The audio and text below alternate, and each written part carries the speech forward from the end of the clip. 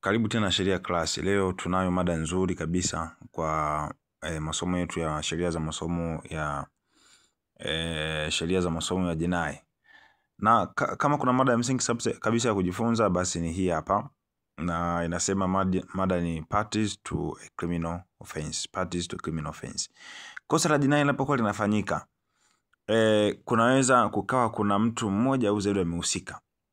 Sasa ni tunawahitaji hawa watu. Anaweza kama amefanya mmoja, mwingine amemsaidia, au mhusika wote wawili, au kwa namna yote ile. Hawa watu tunawahitaji, na sheria inasemaje juu hawa watu. Basi karibu sana kufuatana pamoja na mimi. Ukiwa na jambo lolote ambalo unahitaji tuwasiliane, email yetu iko hapo, sheriaclass367@gmail.com.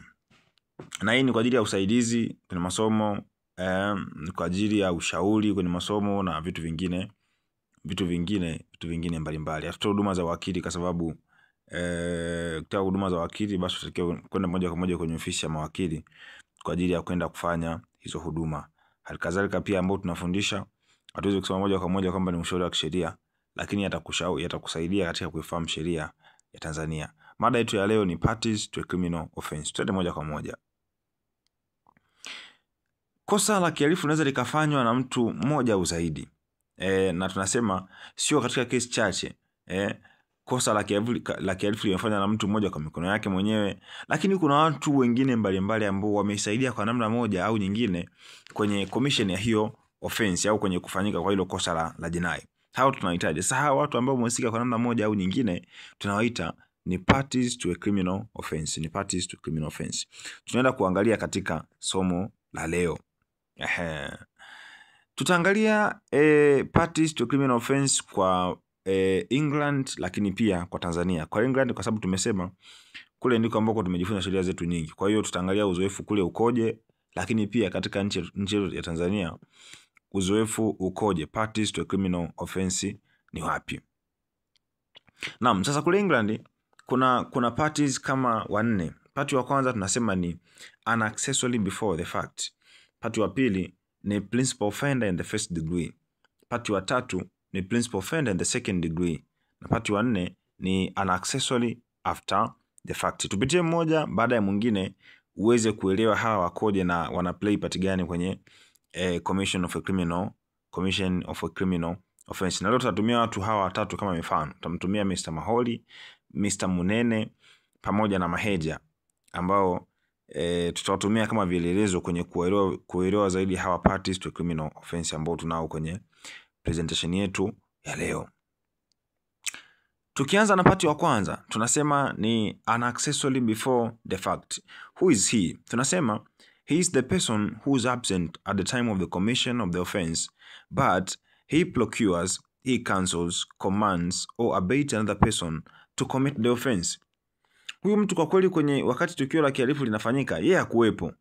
Lakini yeye kabla tukio halijafanyika, ameshiriki kwa maana ya kwamba ametafuta mtu, ameshauri, ameamuru au kamsaidia mtu mwingine atendo hilo kosa. Sasa huyu ni kabla ya kosa kufanyika. Kwa tunamuita huyo ni unaccessory before the fact. Kama ni mtu ambaye amechangia kosa liende likafanyike, ni kama msaidizi kabla kosa halijafanyika. Sasa kuna conditions. Tunasemaje mtu ni unaccessory before the fact? Tunasema lazima ametimiza vigezo vifuatavyo. So, number 1, tunasema he must have known the deed contemplated. Lazima huyu mtu awe amejua kitendo ambacho kinatakiwa kwenda kufanyika. Kwa tunasema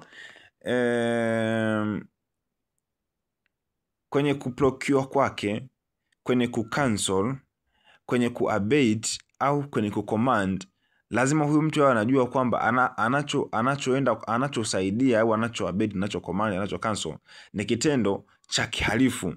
Sio lazima iwe ni wizi tu au ni uaji tu kama ilifanyika, lakini ni kitendo cha kihalifu. Tutaona huko mbele zaidi. Number 2, tunasema that he approved it.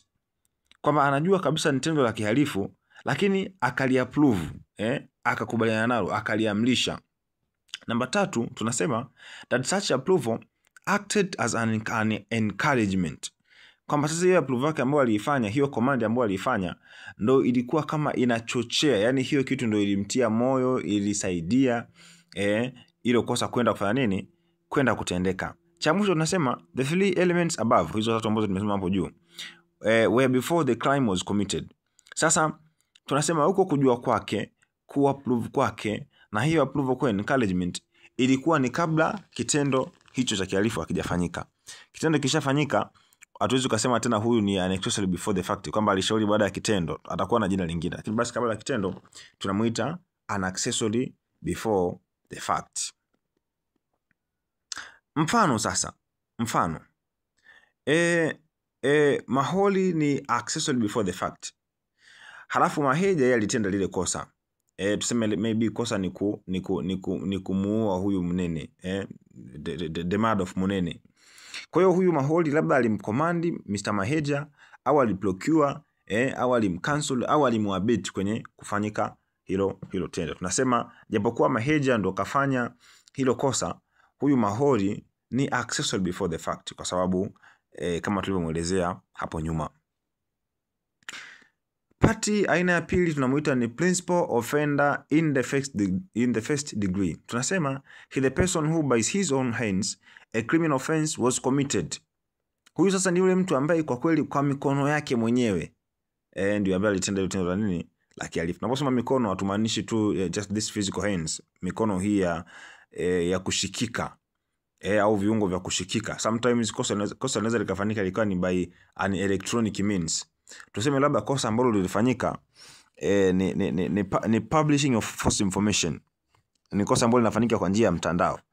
Tunasema huyu sasa kama yule accessory before the fact ndo alimtafuta, huyu yeye ndo aliyepublish kabisa. Kama ni kosa la mauaji, labda mtu alichoma kisu, huyu sasa tunasema ndiye aliyefanya hilo kosa. So tunasema principal offender, kwa mfano kama hapa Maholi ndo accessory before the fact, alimtafuta huyu Maheja au akamshauri au akamsaidia, then huyu Maheja akachukua kisu akaenda kumchoma Munene, basi tunasema huyu Maheja ni principal offender in the first degree. Kwa mkono wake mwenyewe ndiye aliyetenda lile kosa. Huyo ni party wa pili.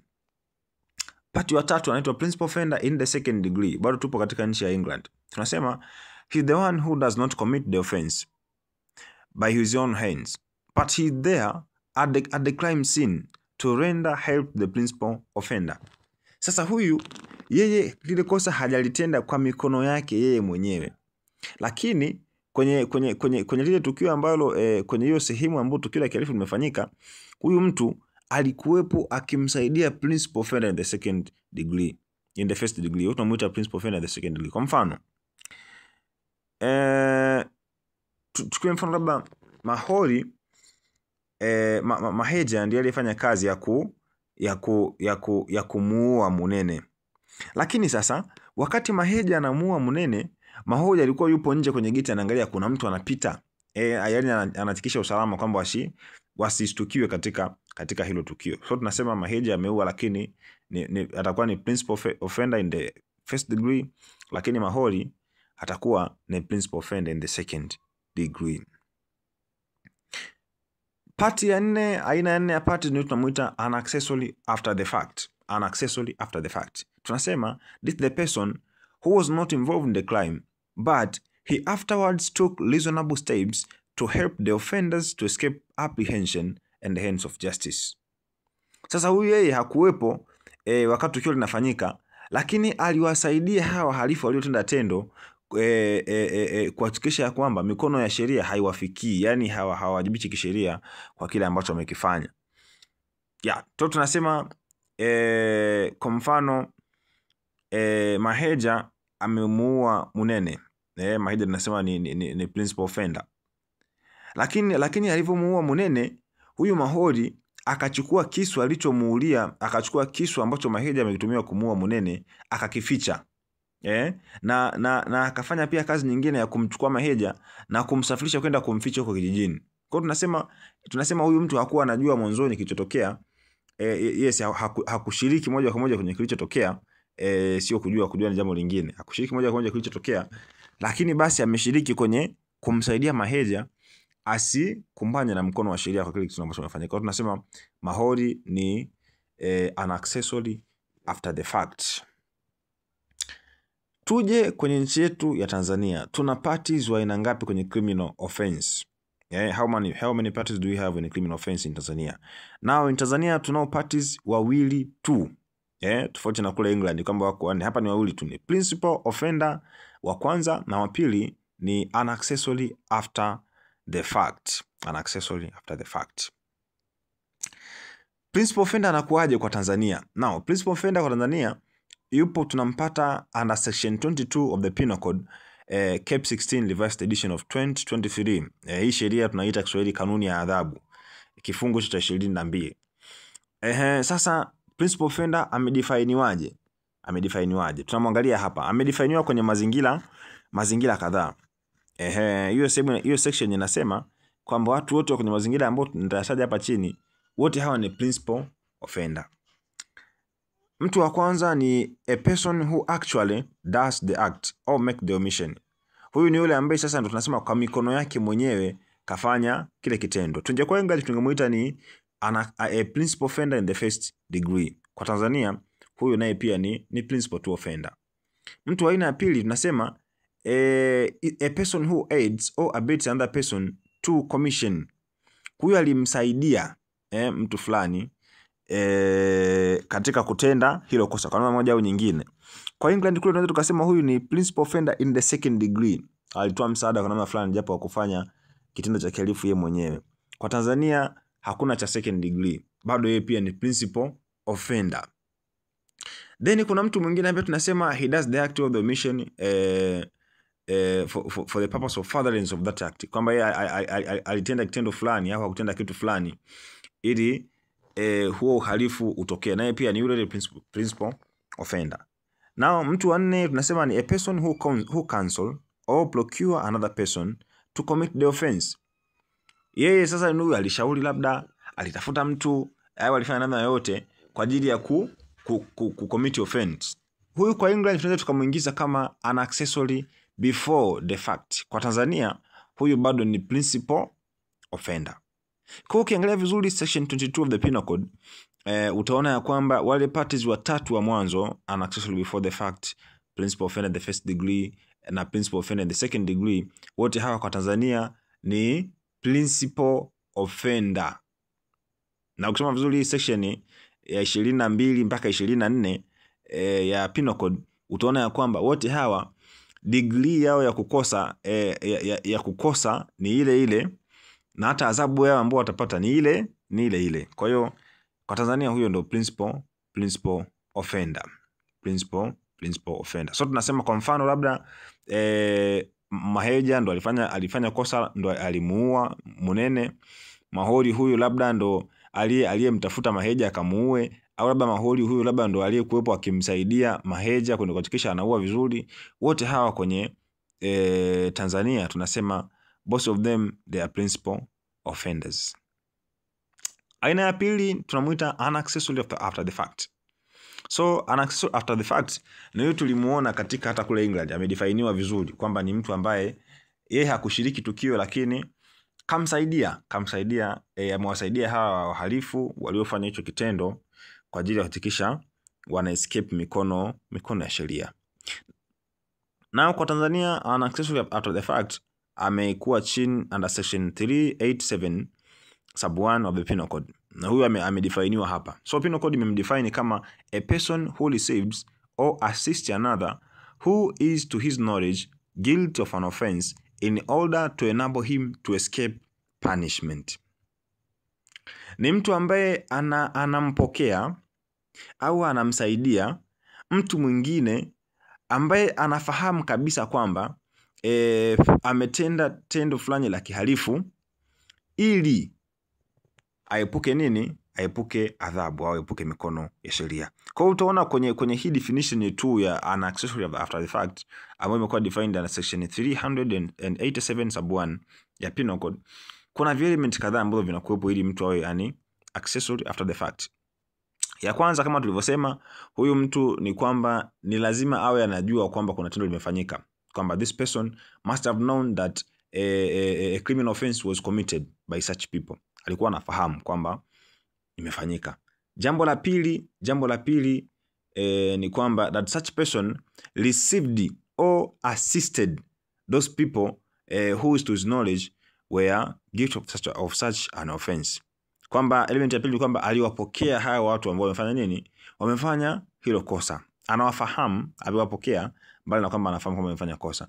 Lakini ya tatu ni kwamba he took reasonable steps to enable them to escape punishment. Ya tatu tumesema he took reasonable steps to enable them to escape punishment. Hizo elements zote utazipata chini ya hii section ambayo nimeitaja hapa, kwamba alichukua hatua za kuwasaidia waepukana nini? Waepukane na adhabu. Hiyo ni elementi ya muhimu sana. Kuwapokea tu wahalifu, hata kama unajua alifanya kosa, haitoshi kumfanya mtu awe accessory after the fact. Haitoshi kumfanya mtu awe accessory after the fact. Lakini pia lazima awe ametake reasonable steps kwa ajili ya kufanya nini? Kuwasaidia hawa watu escape punishment. Unaweza kufahamu zaidi kuhusu accessory after the fact kusoma subsection 2 ya hiyo section 387 ya Penal Code ya hicho kifungu. So tunasema kwa mfano Maheja na Maholi wameua, alafu Deni Munene akiwa anafahamu kabisa hawa wameua, akawapokea. Lakini hakuishia tu kuwapokea, akawasaidia, akichukua hatua za makusudi kuwasaidia watu wafanye nini? Waepukane na mkono wa sheria kupata adhabu ni kile ambacho wamekifanya. So tunasema Munene pia ni an accessory after the fact. Tuambie umeonaje presentation ya leo? Kuna kitu umejifunza? Tuandikie kwenye comment. Lakini pia jambo gani ambalo ungetamani zaidi kulifahamu kwenye sheria ya Tanzania? Tuandikie pia kwenye comment. Unahitaji ushauri labda wa kimasomo, msaada fulani wa kimasomo, tuandikie pia kwenye comment, au tufuate kwa email ambayo tumekuwekea hapo, sheriaclass367@gmail.com. Nakushukuru sana kwa kuwa na sisi. Karibu sana. Subscribe, share, endelea kutufuatilia.